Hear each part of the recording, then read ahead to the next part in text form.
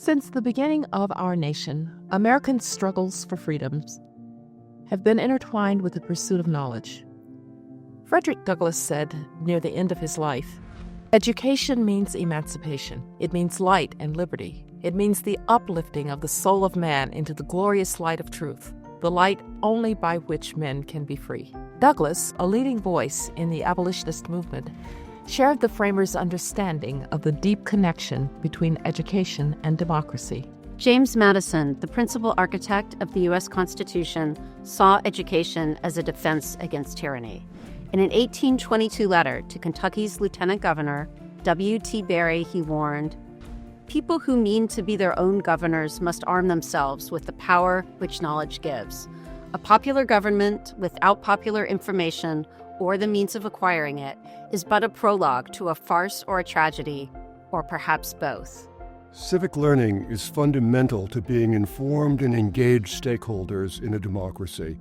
It also provides the framework that guides us in governing morally, responsibly, and rationally, as well as in placing the good of the nation above unchecked self-interest. In his 1796 address to Congress, George Washington argued that a primary object should be the education of our youth in the science of government.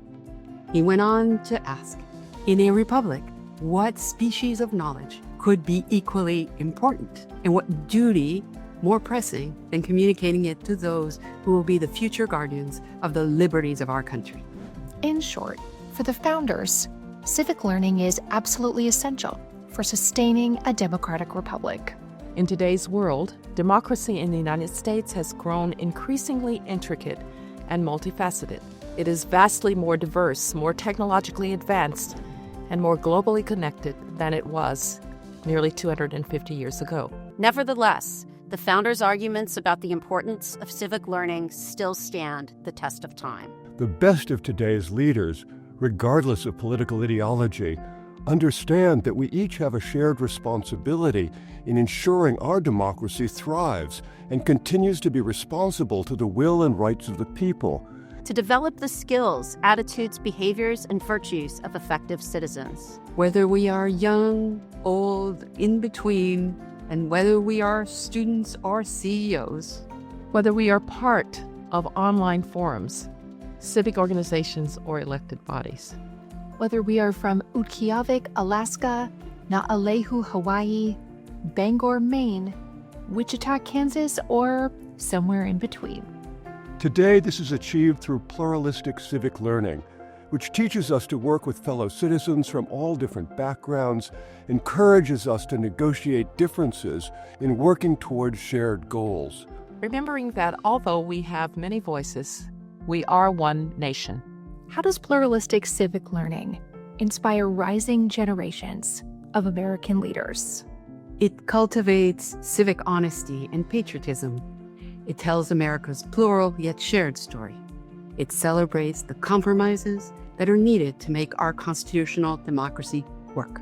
It's the kind of powerful and compelling civic learning needed for the 21st century. It equips learners with the civic knowledge, skills, and dispositions, habits, behaviors, and virtues essential for contributing to our self-governing society. Pluralistic civic learning equips learners with the tools necessary to navigate our increasingly complex society. Skills such as independent thinking, information literacy, collaborative problem solving, and civil discourse. It supports the idea that civic learning is a lifelong endeavor that starts in the home and is built upon from early education through our life in our communities. As we approach the 250th anniversary of the Declaration of Independence and this audacious experiment in self-governance, pluralistic civic learning remains an essential foundation upon which we will continue to build for the next 250 years and beyond. Civic Learning Week is an opportunity to reaffirm our commitment to educating the next generation of leaders. Leaders who will engage with integrity, respect diverse viewpoints, and work towards solutions that strengthen our country. When we invest in civic education, we invest in our future.